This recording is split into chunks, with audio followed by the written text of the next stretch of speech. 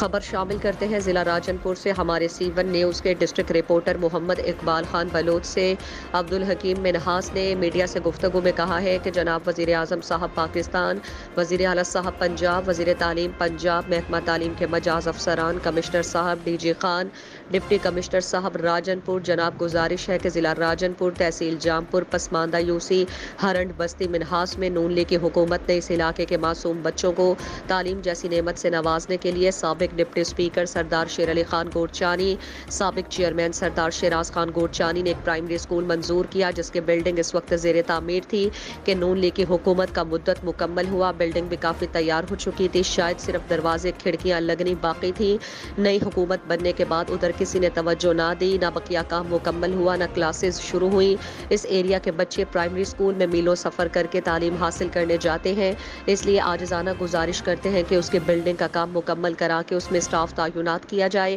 تاکہ پسماندہ علاقے کے بچے بھی تعلیم جیسی نعمت حاصل کر سکیں۔ اس دوران راشد کمال منہاس، بیشر خان منہاس بھی موجود تھے۔